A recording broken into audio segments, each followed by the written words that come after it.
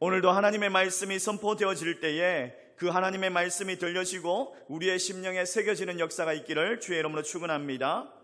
지난 주일에 제가 그리스도를 담는 성품, 그 인격, 성숙한 인격과 1억 원 이 둘 중에 하나를 선택을 하라고 하면 어느 것을 선택하실 것입니까? 라고 질문을 했었죠.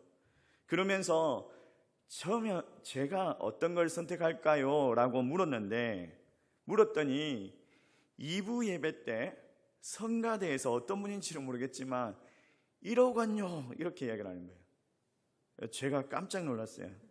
그래도 우리 목사님은 그리스도를 닮은 성품을 선택할 것 같습니다 이렇게 말해주기를 기대를 했는데 너무 솔직하게 1억 원 이렇게 이야기를 해가지고 그 말에 제가 충격을 받아가지고 아니 그래도 제가 호평제일교회 담임 목사인데 이러면서 사람을 어떻게 보고 그러면서 또 집에 가가지고 좀 생각을 하다가 아니 1억 원에 제가 예수 그리스도를 닮는 그 성품을 이렇게 바꾸겠냐 이런 생각을 하다가 그래도 한 100억 정도는 줘야지 1억 갖고 뭐하냐 이런 생각이 막 드는 거예요.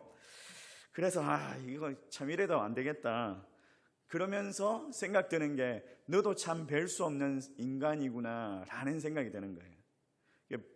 바울이 고백했던 것처럼 오라 나는 공고한 사람이구나 이 사망의 그늘에서 누가 나를 건지리요 이런 마음이 막 드는 거예요.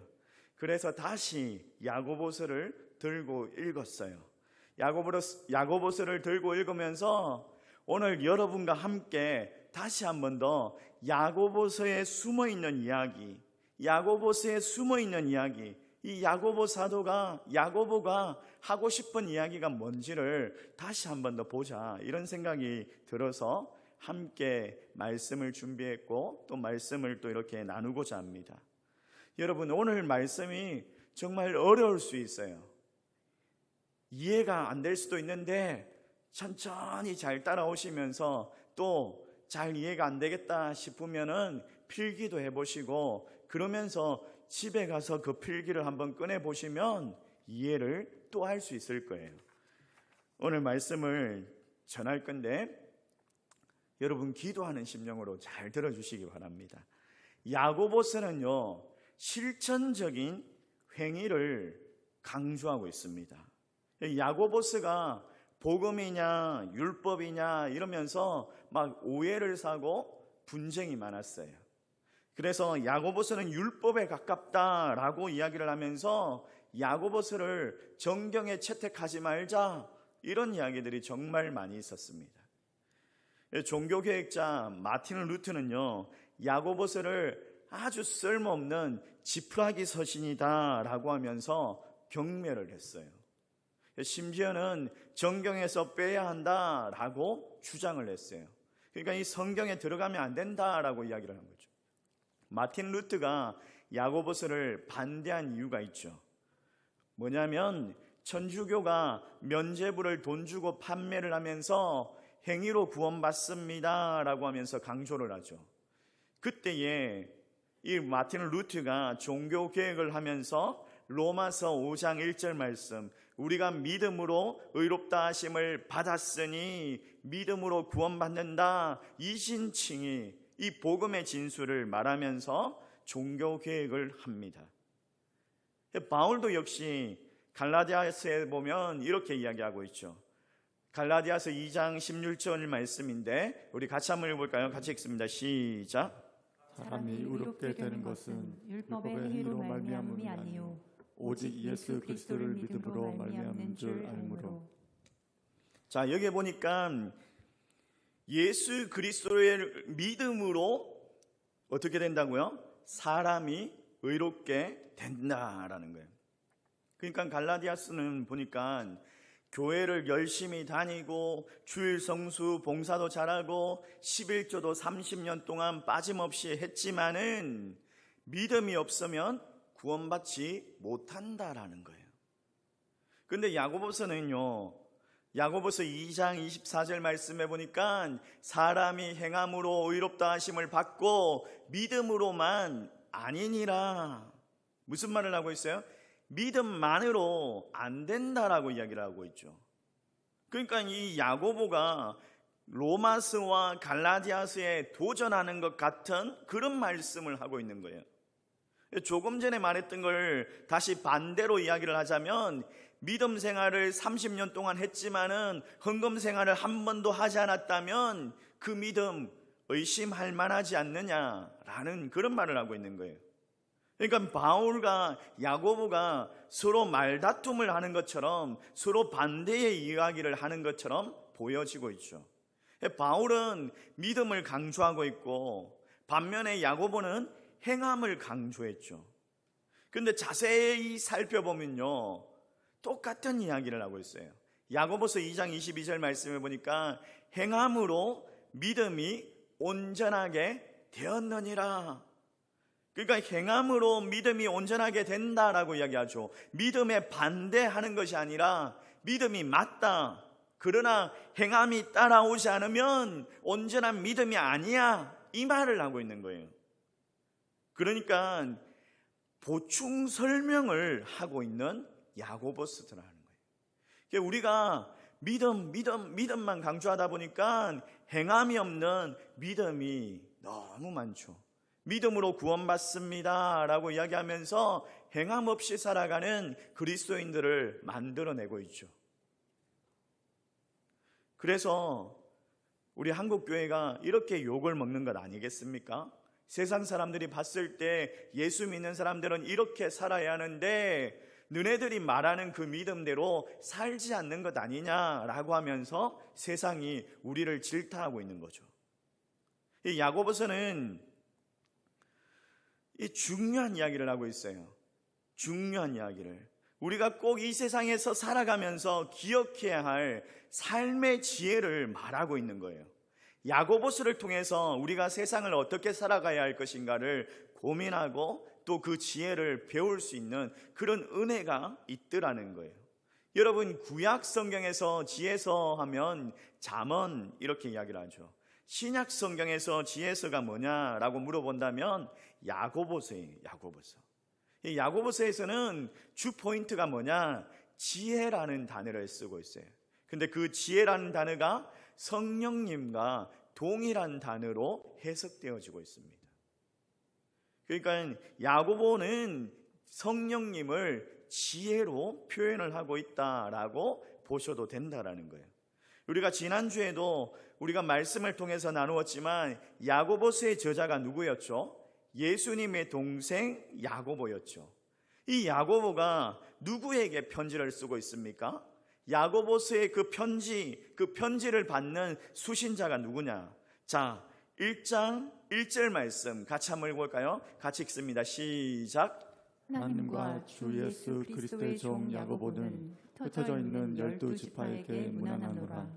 1장 1절 말씀에 우리가 주목해야 되는 단어가 있는데, 흩어져 있는 이 단어, 헬라어로는 디아스포라라는 단어를 사용하고 있어요. 흩어져 있다. 디아스포라는 어떤 사람들이냐? 바벨론으로 포로로 잡혀가고 아수르로 포로로 잡혀갔던 유대인들, 또는 경제적인 이유로 그 팔레스타인 지역, 이스라엘을 떠날 수밖에 없었던, 그래서 다른 지역에 살아가는 그 유대인들을 디아스포라라고 부릅니다. 또 12지파라는 단어가 나오죠. 이 12지파라는 단어는 이스라엘의 12지파를 상징하고 또 유대인들을 상징하는 표현입니다.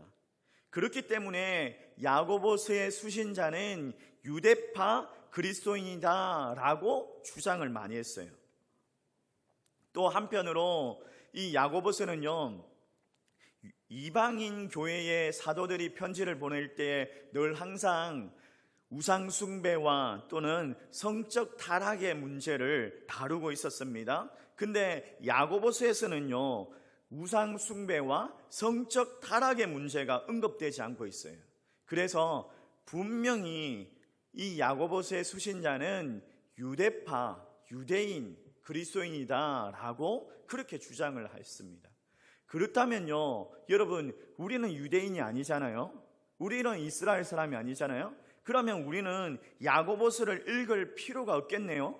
그게 우리와 상관없는 그런 말씀 아닙니까? 그렇다면 굳이 왜 야고보서를 성경에 넣었고 이걸 읽으라고 이야기를 할까요?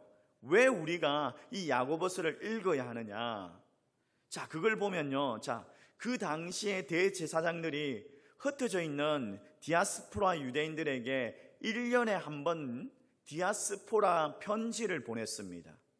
디아스포라 편지를 보내는 이유는 여러분들은 유대인입니다.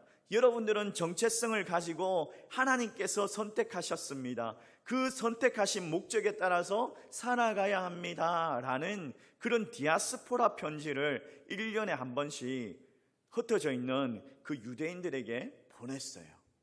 종교 지도자, 대제사장이. 이 야고보가 그 당시에 어떤 직책을 감당하고 있었죠? 예루살렘 교회의 지도자였던 거예요. 초대교회의 수장이라고 할 수 있는 그 대제사장과 같은 그런 역할을 하고 있는 사람이었던 거죠.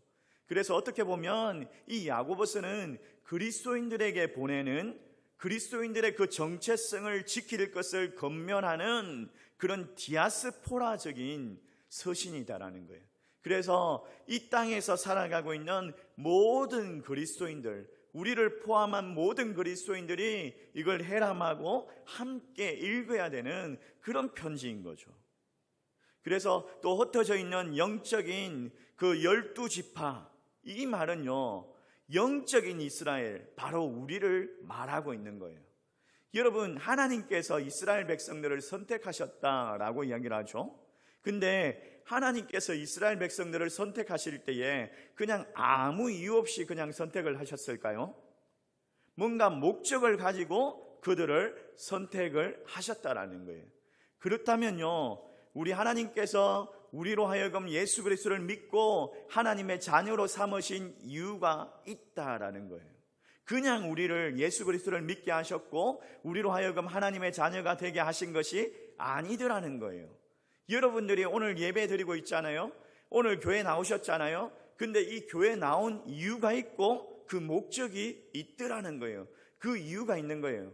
그냥 뭐 부모님에 의해서 또는 한편으로 억지로 끌려 나왔더라 해도 그 목적이 있는 거예요. 그 목적이 뭐냐? 왜 내가 이 자리에 앉아 있느냐? 이 귀한 시간에 뭘 하고 있느냐? 이러면서 그 목적과 이유를 늘 생각을 하셔야지 내가 어떤 사람인지 그 정체성을 확인하고 지켜갈 수 있는 겁니다. 야고보서에서 나오는 이 디아스포라 그리스도인들이 그런 사람들인 거죠. 이 디아스포라 그리스도인들이 살아가고 있는 곳이 어디입니까? 그들은요, 로마 제국이 점령한 땅, 그러니까 우상 숭배와 성적 타락이 만연되어 있는 그 문화, 그 타락의 문화, 탐욕의 문화, 그 가운데서 살아가고 있는 거예요. 다수의 사람들이 정말 그 그리스도인들, 소수의 그리스도인들을 소외하고 배척하고 불이익을 당하면서 그렇게 살아가고 있습니다. 그래서 야고보서는요, 또 다른 단어, 시험이라는 단어를 이야기하고 있어요.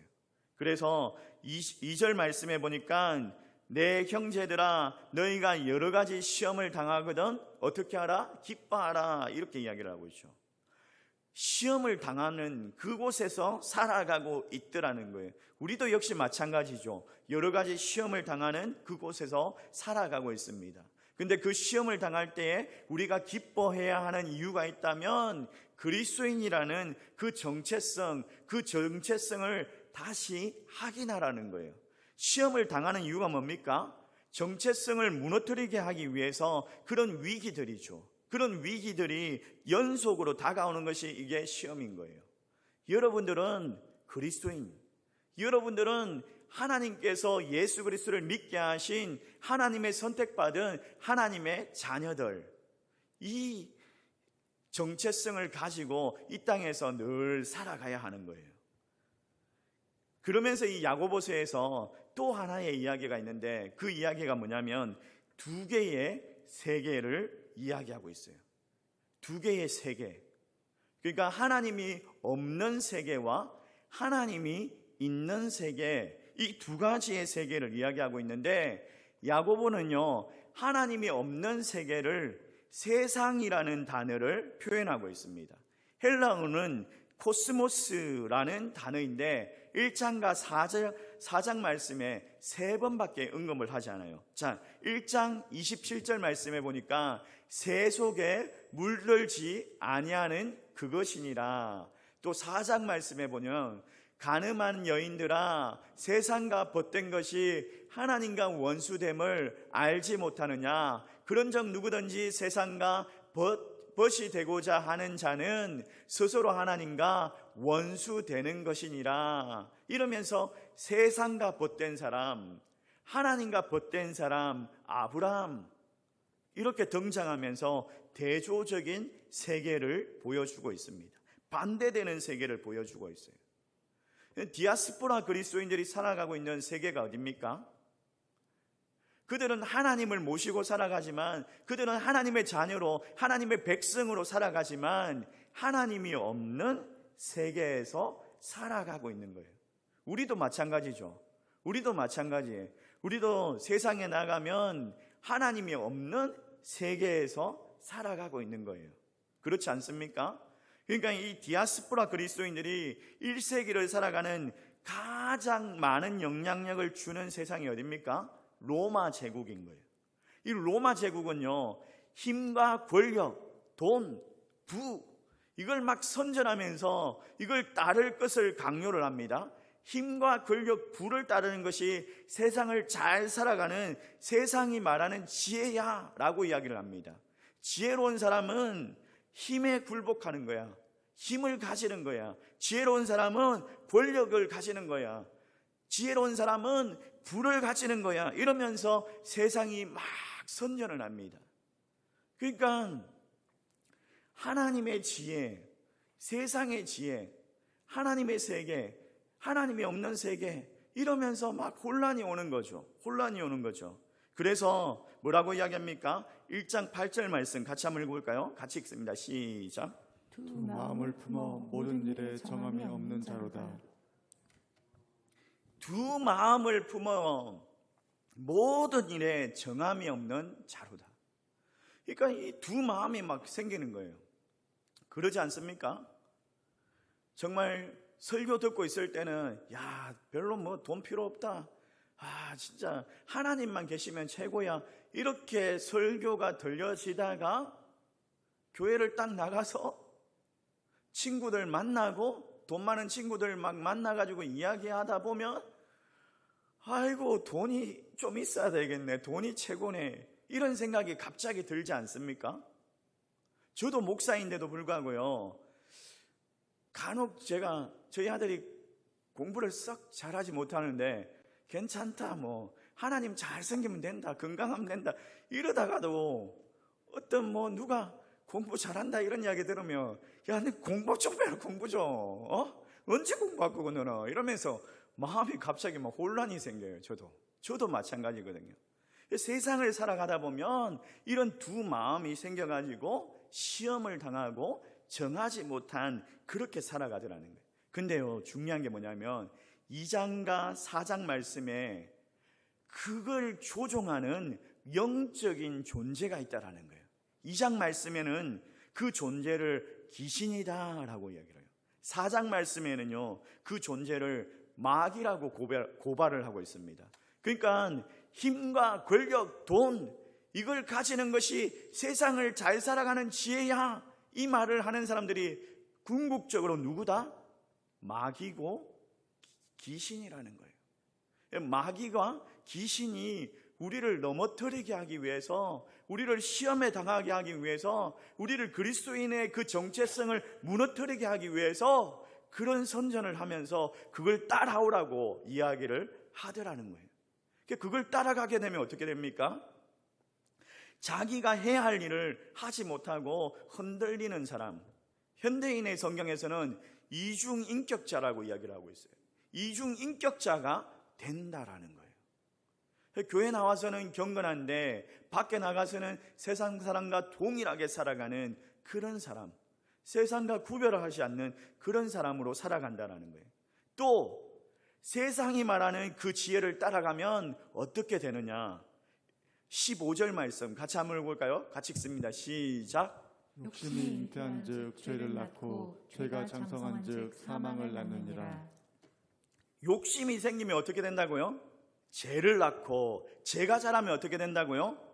사망, 죽음을 낳게 된다라는 거예요. 영원한 죽음. 영원한 죽음. 그리고 마지막으로 세상의 그 지혜를 따라가면 어떻게 되느냐? 하나님께서 우리를 부르신 목적이 있는데, 하나님께서 우리를 자녀 삼으신 그 목적이 있는데 그 목적을 다 감당하지 못한다는 거예요. 하나님께서 우리를 세상으로부터 부르셨죠. 그리고 우리를 예수 그리스도를 믿는 사람, 그리스도인으로 불러주시고 그리스도인이라고 말씀하여 주셨어요.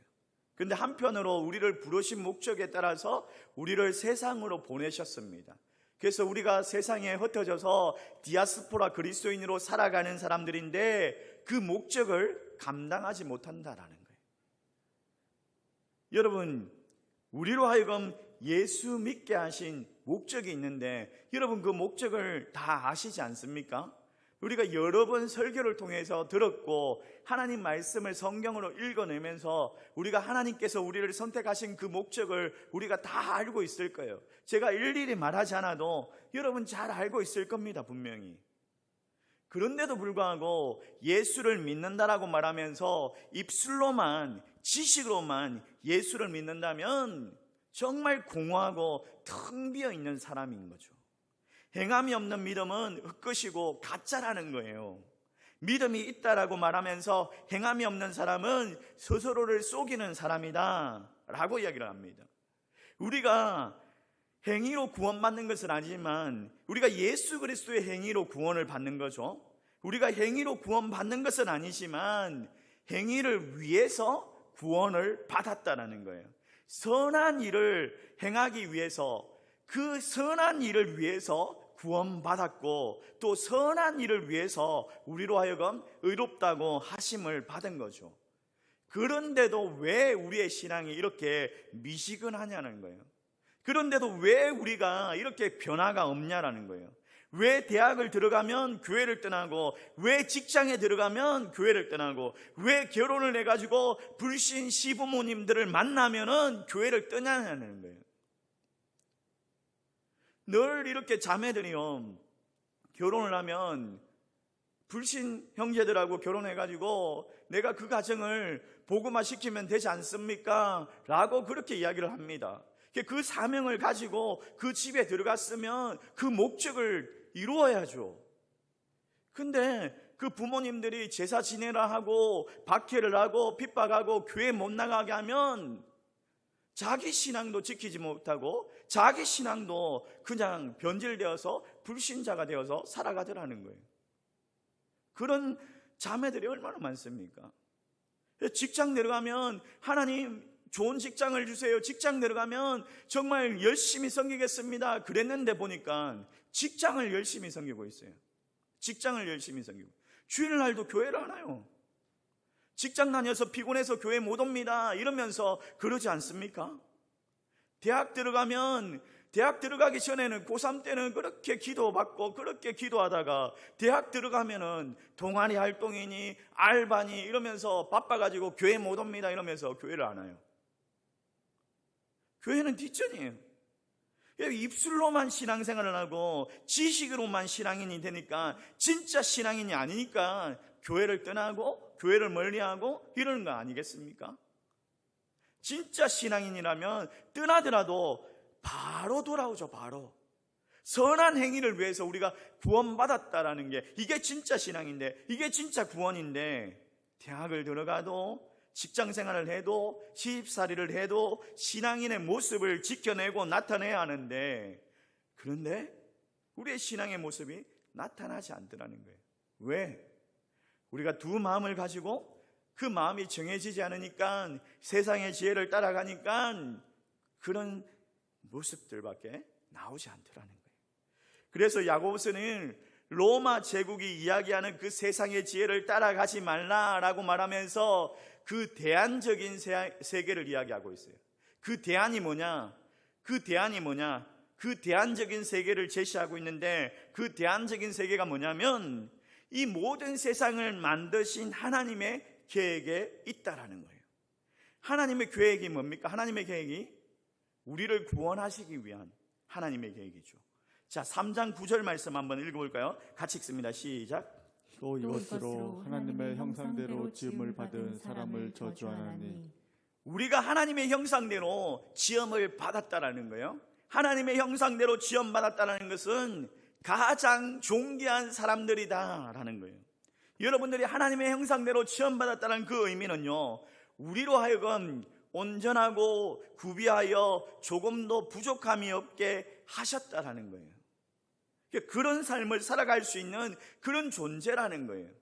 근데 여러분, 우리가 이 땅에서 디아스포라 그리스도인으로 살아가면서 세상이 말하는 지혜로 흔들리고 시험당하고 우리 안에도 보이지 않는 탐심과 욕심들이 생겨나고 죄와 사망에 빠지는, 넘어지는 그런 일들이 얼마나 많습니까? 그래서 하나님께서 준비하신 계획이 있는 거죠. 그게 뭐냐? 예수 그리스도의 세계인 거예요. 예수 그리스도의 세계를 시작하셨다라는 거예요.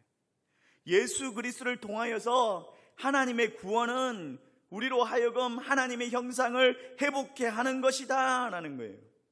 하나님의 영광, 이미 예수 그리스도가 완전하신 하나님의 그 형상대로 이 땅에 오셨죠. 그는 완전하신 하나님으로, 그는 완전하신 인간으로 이 땅에 오셔가지고 믿음의 세계를 시작하셨죠. 그리고 그 예수 그리스도의 세계를 따라가는 그 지혜를 우리에게 말씀하십니다. 2장 1절 말씀 우리 같이 한번 읽어볼까요? 같이 읽습니다. 시작. 영광의 주 곧 우리 주 예수 그리스도에 대한 믿음을 너희가 가졌으니. 야고보가 계속해서 말하는데, 하나님께서 예수 그리스도를 믿음으로 우리가 하나님의 형상이 회복되는 예수 그리스도의 세계에 참여하라고 그렇게 이야기를 하고 있는 거예요. 계속해서 그 말을 하고 있는 거예요. 그 말을. 그러면서 야고보는 하나님 없는 세계의 그 지혜를 따라가지 말고 하나님이 주시는 그 지혜, 그 특권을 놓치지 말라라고 이야기합니다. 하나님이 주시는 특권이 뭐냐? 1장 8절 말씀, 1장 18절 말씀 같이 한번 읽어볼까요? 같이 읽습니다. 시작. 그가 그 피조물 중에 우리로 한 첫 열매가 되게 하시려고 자기의 뜻을 따라 진리의 말씀으로 우리를 낳으셨느니라. 예수 그리스도의 세계가 말하는 지혜가 뭐냐면 진리의 말씀으로 우리를 낳으셨다라는 거예요. 진리의 말씀으로 우리가 새롭게 태어났다라는 거예요. 그래서 우리는 하나님의 형상대로 닮아갈 수 있는 성숙하고 구비되어진 그런 사람이 될 수 있다라는 거예요. 예수 그리스도의 세계에서 말하는 그 지혜를 따라가면 그런 지혜롭고 성숙한 사람이 될 수 있습니다. 이 이야기를 하고 있는 거예요. 그리고 지혜가 없거든, 부족하거든 모든 사람에게 후히 주시고 꾸짖지 아니하시는 하나님께 구해야 한다라고 그 이야기를 하고 있는 거예요. 사랑하는 성도 여러분, 우리가 누구입니까? 여러분, 오늘 설교를 듣고요 그냥 흘러버리지 마십시오.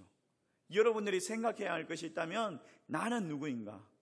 나는 누구인가? 이걸 계속해서 끊임없이 생각하시기 바랍니다. 나는 누구인가? 내가 누구인가?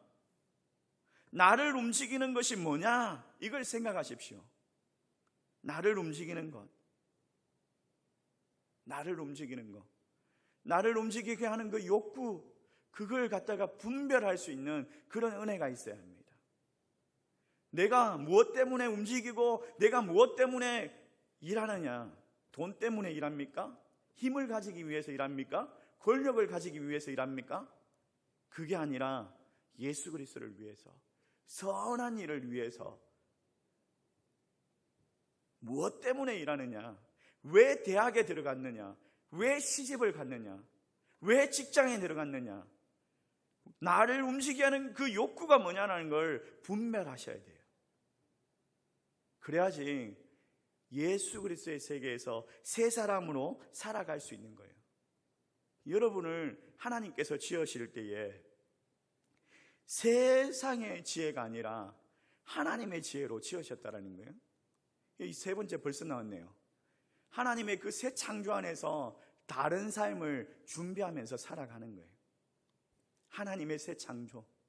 하나님께서 나로 하여금 예수 그리스도로 하여금 예수 그리스도의 세상에서 진리의 말씀으로 새롭게 태어나게 하셨다. 이걸 아시고 새로운 삶을 살아가야 돼. 내가 돈을 위해서 쫓아갔다면 이제는요, 돈을 벌어야죠. 근데 그 돈을 버는 목적이 하나님의 영광을 위해서. 먹어야죠. 먹고 마셔야죠. 하나님의 영광을 위해서. 놀아야죠. 하나님의 영광을 위해서. 그걸 주목하셔야 돼요. 그걸 놓쳐버리면 안 된다라는 거예요. 이 세 가지를 한번 기억하시길 바랍니다. 내가 누구이냐? 나를 움직이게 하는 그 욕구가 뭐냐? 그리고 하나님의 세상, 다른 삶을 준비하고 다른 삶을 살아갈 수 있는 저와 여러분 되시기를 주의 이름으로 축복합니다. 축복합니다.